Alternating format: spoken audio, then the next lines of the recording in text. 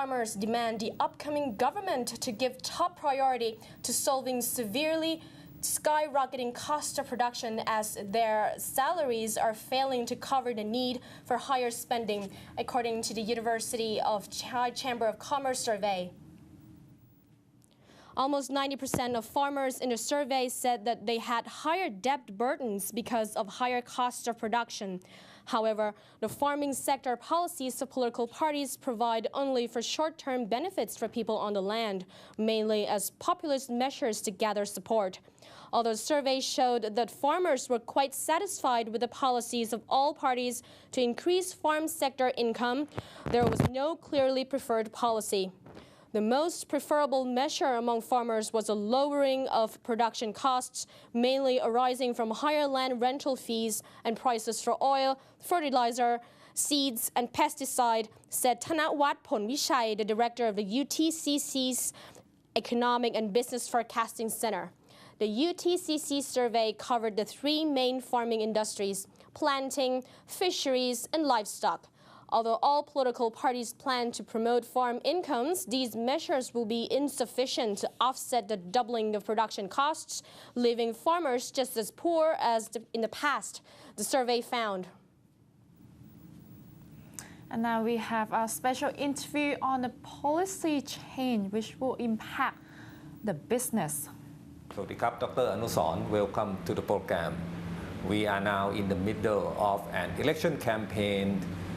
In your opinion, how will the July 3rd election affect the Thai economy and the business sector? For business sector, we are looking forward to the election because our country have a lot of problems for years, and we wish that the election going to make our country become better. And if the situation in Thailand become very peaceful and very stable, I think that in the industry, the business industry, I think going to be improved a lot, particularly for the new investment from other country. I have a lot of friends from other countries.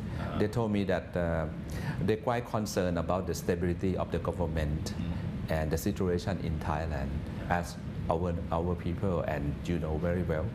So we hope that after the election we could have a very stable government, and the Thai people will become very peaceful again.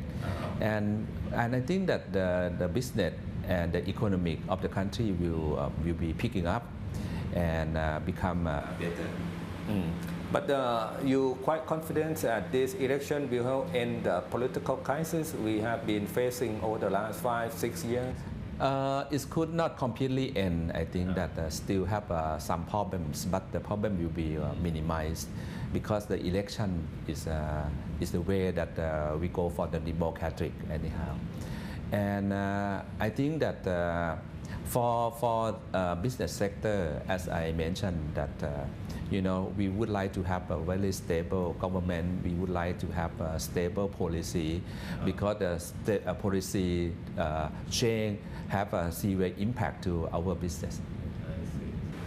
In your opinion, is it necessary for the new government to continue the oil price subsidy since this incumbent government has been subsidized diesel oil prices since last December? I personally do not agree with the capping of the diesel oil price. I think that we can increase the price a little bit according to the market price, but we may not able to conform to the real market price because that could have a very severe impact to our communities, particularly on the good foods and so on.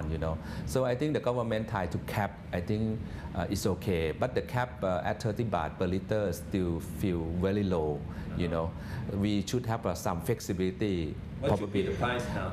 I would say that if we increase the cap, like for example, to 32, 33 baht per liter, that will be better. Right now, the oil price is decreasing, the diesel price decreasing, but the government still control at the 30 baht per liter. Now it's no problem because the government is waiving all the excise tax. It's no tax in our country, and tax is very important. You see, for any country, we are talking about 80,000 million baht a year from the tax. So the government not take any tax from the diesel oil. I think that the income or revenue from the government going to be less and less. That could have a very significant impact, I think. So you hope that the new government will at least reduce the subsidy? There are two ways right now as an instrument for the retail price in our country. One is excise tax, the other is the oil fund. You know, the government should pay allow with these two instruments, but we should not keep the diesel price too low, because if the price is too low, what happened to the country? The consumption will be increased. Besides that, we have to import the crude oil. You know, it's no energy conservation. You know, no energy saving. This is not very good for the country. No efficiency. No, not efficient at all. I see. And for Bangja, what is your forecast of the world crude oil prices for the second half of this year? We still think that the oil price is going to be above $100 per barrel. We expect that this year the Dubai crude oil, which is a benchmark crude oil in Asia, could pay around, let's say, $105 to $109 per barrel. And this is much higher than the Dubai price last year. Thank you, Dr. Anusorn, for joining our program.